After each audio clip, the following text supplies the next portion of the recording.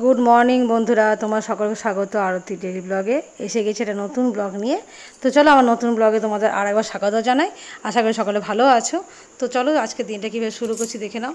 তো এখানে রান্নাবান্না দিয়ে আজকে শুরু হয়েছে। অবশ্যই কাঁচকলার কোপ্তা করবো, ওই জন্য কাঁচকলাটা আমি পিস করে কেটে ছুলে নিয়ে আর দিয়েছি কুকারে। ওটা একটুখানি একটা সিটি বললে ভালো মতো সেদ্ধ হয়ে যাবে, তারপর ওটাকে যেভাবে করবো। আর এই যে পটলটা আর আলুটা দিয়ে করবো আজকে ডিমের অমলেট দিয়ে ঝোল। তো একটা দুটো পটল পেকে গেছিলো, তো সেগুলো বীজগুলো ফেলে আমি এর সাথে দিয়ে দিয়েছি। রান্না কমপ্লিট হয়ে গেছে। এখানে যে খসলা বড়া আছে, খসলা বড়াগুলো একটু বেশি তেল দিয়েছিলাম, ছেড়ে গেছে। কম তেলে শক্ত শক্ত হয়। আর এখানে তোমার ডিমের অমলেট করে ঝোল তো বানিয়েছি। আর এটাতে কী আছে দেখিয়ে দিই। তো এটাতে আছে ছোটো মাছের চচ্চড়ি, ফ্রিজে ছিল, তো ওটাই চলে যাবে। আর একটু চাটনি রেখে দিয়েছিলাম কালকের ছেলের জন্য। আর এখানে আছে দারুণ গন্ধ মশলার কোপ্তা। ও অপূর্ব গন্ধটা উঠেছে। আর কুকারে হচ্ছে করলা সেদ্ধ। তাহলে আর এই পাশে গ্যাসটা মুছে নিয়েছি। তো আর একটু সেদ্ধটা হয়ে যাক, তারপরে একবারে তো বন্ধ করে। এটা কাঁচকলার কোপ্তা একটু টিফিন বক্সে রেখেছি। টিফিন বক্সটা কাকিমাদের, ওদেরকে দিয়ে পাঠাবো। কেননা আগেরবারে কাকিমার টিফিন বক্সে করে আমার জন্য পিঠে তৈরি করে এনেছিলেন, তো সেটা আমি আর শুধু দিইনি, টিফিন বক্সটায় করে একটুখানি ভাবছি মানে কাঁচকলার কোপ্তাটা বানালাম, ওই জন্যই ওদেরকে দেবো বলে। আগের দিন আমরা করেছিলাম, খুব সুন্দর হয়েছিল রান্নাটা। তো দ্বিতীয়বার করলাম, জানি না আজকে যেদিন যেরকম হয় আর কি, আজকে এটা মোটামুটি হয়েছে। তো যাই হোক কাকিমাকে ওটাই দিয়ে পাঠাচ্ছি যেমনই হোক। তো চলো খাওয়া দাওয়া তো শুরু হয়ে গেছে, খাবারগুলো রেডি করছি। আর আজকে তো তোমরা দেখতেই পেয়েছো কী রান্না করেছি। তোমাদের বাড়িতে কী রান্না হয়েছে অবশ্যই কমেন্ট করে জানাবে। তো চলো থালা সাজানো হয়ে গেছে, এক এক করে থালাগুলো যার যার সব তুলে তুলে নিয়ে যাবে। আর এরকমই সিস্টেম। আমি ভাতটা তুলে বেরিয়ে নিই, আর এখান থেকে এসে যে যার থালা, নিজের ছেলেরটা ছেলে, কর্তাটা কর্তা। আসলে এখানে রান্নাঘরে কেউ খায় না, খায় আমাদের ওখানে টিভি দেখে দেখে খায়। তো বলি টিভি দেখে খেলে হবে না, সবাইকে নিয়ে যেতে হবে। চলো আজকে ছেলে বানাবে পনিরের সবজি। তো আমি ওকে একটু রেডি করে দিচ্ছি, ওখানে টিউশন করছে। তাহলে টমেটো একটা বেটে দিয়েছি, আর এখানে কাজুটা বাটবো। এখানে 7-8টা কাজু নিয়ে নিয়েছিলাম, আর একটুখানি গুঁড়ো করে নিলাম, কেন কাজুটা না হলে কিন্তু তোমার ওই বড্ড ইয়ে হয়ে যায়। চলে এসছে টিউশন করতে, উঠে চলে নিজে। হ্যাঁ,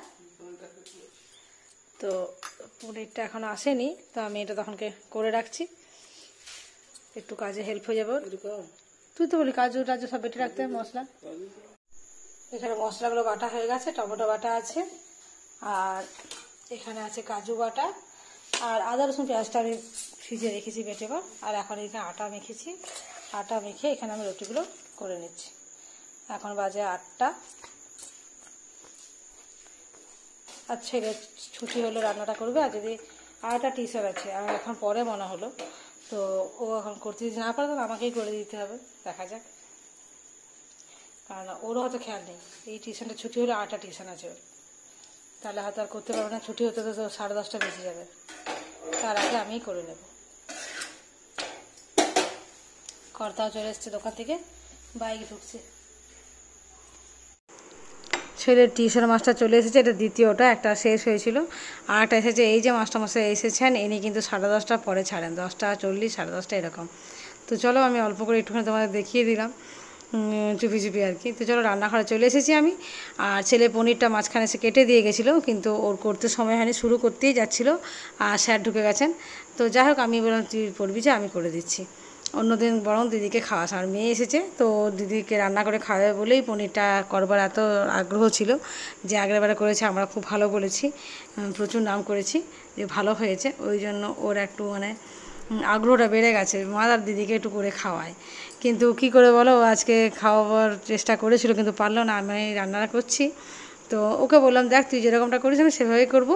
তো বলেছি অবশ্য আমি নিজের মতনই করবো। অবশ্যই এটাকে ভোলাবার জন্য বলতেই হয়েছে আমাকে, যে তোর প্রসেসেই করবো, খেতে একই রকমই হবে, কোনো চাপ নিস না, তুই পড়বি যা। তো যাই হোক চলো, এখানে পেঁয়াজটা ভাজা হয়ে গেছে, আমি একটা এলাচ দিয়েছি ফোড়নে। আর তেলটা দেখো দিয়েছিলাম বেশ খানিকটাই, কিন্তু তেলটা পেঁয়াজের পেটেই চলে গেছে সব তেলটা। তো যাক, অবশ্যই আমি একটু তেলটা কন্ট্রোল করে রান্না করি, যেহেতু এটা খাবারটা তো তোমাদের দেখালে হবে না, খেতে হবে আমাদেরকেই, তো সেই জন্য একটু কম তেলে রান্না করি। মশলাটা রেডি হয়ে গেছে, আর এটা রান্না করা সত্যি ভীষণই সহজ, আর খুব সুন্দর খেতেও হয়। ওই জন্য মানে ছেলে মজা পায় এটা রান্না করতে, যে এটা করতে আমার কিছু হ্যাপা নেই। আর যেমন করে করো না কেন খেতে তো একটু টেস্টফুল হয়। তো চলো রান্নাটা প্রায় হয়ে গেছে, আর এসে একটু চিল্লাবে কিন্তু কিছু করার নেই, রান্নাটা না করলে তখন আবার অত রাত্রে 10:30 সময় ছুটি হবে, তখন আবার মুশকিল। তো চলো এর মধ্যে যে কাজু বাটাটা বেটেছিলাম সেটাও দিয়ে দিলাম, মশলাটা এক এক করে সমস্ত মশলা কষে নিয়েছি, আর এত অপূর্ব সুন্দর গন্ধ উঠছে না, মানে সেটা তোমাদের বলে বোঝাতে পারবো না। কাজু বাটা দিয়েছি, টমেটো বাটা দিয়েছি, তো এটার মধ্যে একটা বেশ ভালো একটা স্মেল উঠছে, আর তো গোটা গরম মশলা তো আছেই। তো চলো রান্নাটা এবার হতে থাকুক, আর এরই চক্করে একবার দেখে আসবো ছেলে কী করছে। তো জাস্ট আমি গ্যাস কমিয়ে দিয়ে গিয়েছিলাম ওর কাছে, ও পড়ছে, এখন সময় লাগবে একটুখানি আরও। তো আমি আরও ভাবছি একটু ঘিটা বেশ অনেকদিন থেকে ফ্রিজে, মানে ঘি না, সর অনেকদিন থেকে জমা হয়ে আছে, তো সেটা ভাবছি একটুখানি আমি ঘি বানিয়ে নেব, না হলে আবার ওটা নষ্ট হতে থাকবে, অনেক দিন হয়ে গেল তো, আর করা হয়ে উঠছিল না। তো যাই হোক আজকে একটু সময় আছে, রান্নাটা খুব চটপট হয়ে গেল, ওই জন্যই ভাবছি করে নেব। এটাতে কাসুরি মেথি দিলে আরও একটা সুন্দর গন্ধ উঠতো, কিন্তু কাসুরি মেথিটা আজ আর অ্যাড করলাম না, কেননা কাসুরি মেথি আগেরবার ছেলে দেয়নি। এবার আমি যদি দিই ও বুঝতে পারবে, ভাববে যে মা আবার অন্যরকম করে কিছু করেছে, সেই জন্য আর কাসুরি মেথিটা দিলাম না। তো কাসুরি মেথি দিয়ে তোমরা কিন্তু অবশ্যই করে দেখবে, এটা কিন্তু অবশ্যই ভালো হয়। কাসুরি মেথিটা একটুখানি স্মাচ করবে হাতে, তারপর দিয়ে দেবে, খুব সুন্দর হবে। তো দেখতে পাচ্ছ তেল ছেড়ে গেছে, তেলটা কম রান্না দিয়েছিলাম তাতেও এত তেল হয়েছে, আর আরও কিন্তু তেলটা বেশি দিলে আবার পুরো তেল ভাসতো রান্নার মধ্যে। তো যাই হোক চলো গ্যাসটা বন্ধ করে চলে এসেছি আমি, একটু ভাবছি টিভি দেখতে দেখতে সরটা আমি একটু ঘষে নেবো। দেখতে পাচ্ছ যে বড় বাটির যে সর রাখি সেটা তো আমার ওভার হয়েছে, ভরে গেছে পুরো, আর তার মধ্যে এই ছোটো বাটির সরটাও আমার, মানে আরও একটা ছোটো বাটিতে ভরে গেছে, আর একটা ছোটো বাটি আছে ফ্রিজে, সেটা তো আর বের করলাম না, অতটা সর আমি খুঁজতে পারবো না বলে। এবারে কিন্তু প্রচুর সর জমা হয়েছে, মাঝখানটা অনেকদিন ঘষা হয়নি ওই জন্য।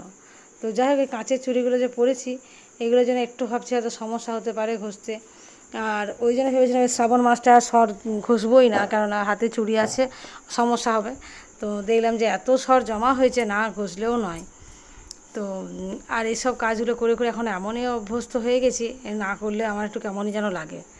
এই একটু তুমি মুড়ি ঘরের তৈরি করা নিজের হাতে মুড়ি চাল রেডি করার পরে, তারপরে এই যে একটু ঘি তৈরি করব, এইগুলো এখন বেশ করতে আমার নিজেরও ভালো লাগে। তো চলো আমার এটা ঘিটা আমার ঘষা হয়ে গেছে, আর দেখতে পাচ্ছ ননিটা কী সুন্দর উঠেছে। আর এই ঘোলটা আমরা তো খাই না, আগে ফেলে দিতাম, তো এখন এই যে পাশের বাড়ি একজন আমার আছে, বোন হয়, তো সেই বোন একদিন খেতে চেয়েছিলো যে দিদি ঘোল তুমি করো, আমি তোমার ভিডিও দেখি, তো তোমরা কি ঘোলটা কী করো? আমি বললাম তো ফেলে দিই, কেউ খায় না আমাদের। ও বললো যে না ফেলে দিয়ে আমাদেরকে দেবে, আমরা ঘোল মুড়ি বা এমনি ঘোলটা একটু খেতেও খুব ভালোবাসি। আমি ঠিকই আছে, তো অসুবিধা নেই, তাহলে ওদেরকে ফোন করে ডাকলাম যে ঘোলটা রেডি হয়ে গেছে, নিয়ে চলে যাও। ওরাও এত রাত্রে খাবে না অবশ্যই, এখন তোমার 9:30 মতো বাজে, তো সেই জন্য এখন ওরা খাবে না, ওদের বাড়িতে ফ্রিজ আছে, ফ্রিজে রেখে দেবে। আর আমি আমার ফ্রিজে রাখতে পারতাম, কিন্তু আমার ফ্রিজটা প্রচুর জিনিসের লোড হয়ে আছে, ওই জন্য আর আমার ফ্রিজে রাখলাম না, ওকে ডেকে ওকেই দিয়ে দিলাম যে তুমি নিজের ফ্রিজে রাখো, ইচ্ছে মতো সকালবেলা বের করতে পারবে, খেতে পারবে। তো চলো এটা আমি বসিয়ে দিয়েছি, আজকে দেখতেই পাচ্ছ গ্যাসে বসাবার সাথে সাথে কিন্তু কি সুন্দরভাবে ঘিটা একদম হলুদ হয়ে ভেসে উঠছে। আজকে একদম অপূর্ব একটা সুন্দর ঘি হতে যাচ্ছে, এত সুন্দর ঘি মজা পাইনি এতদিন আগে করে, আগে এতবার করেছি এত মজা পাইনি। তো আজকের ঘিটা সত্যি সুন্দর হবে, আর নিজের হাতে যে কোনো জিনিস যদি সেটা সুন্দর হয়, সাকসেস হয় না, মনটা খুব ভালো হয়, ভালো হয়ে যায়। তো এটাকে ঠিক সময় মতো বন্ধ করতে হবে।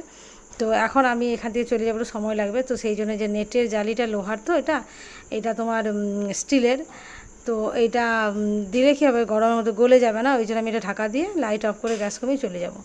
আর এটা যদি কন্টিনিউ পাহারা দেওয়া সম্ভব নয়। তো যাই হোক আমার ঘিটা রেডি হয়ে গেছে, আর এদিকে খাওয়া দাওয়া শুরু হয়ে গেছে। তো যা ছিল দুপুরের সবজি ওরা তো রিপিট হচ্ছে, আর একটুখানি মুসুর সেদ্ধ করেছিলাম, যেহেতু শুকনো কেউ খেতে পারবে না বলে, আর যে পনিরটা তো হয়েছে। তো যদি আজকের ব্লগটা এতটুকু তোমাদের মন ছুঁয়ে যায়, ভালো লাগে, তো অবশ্যই একটু সাবস্ক্রাইব করে চ্যানেলটার পাশে থাকবে। দেখা হচ্ছে পরবর্তী একটা নতুন ব্লগে, ভালো থেকো সকলে, দেখা হবে আগামীকাল। Good night.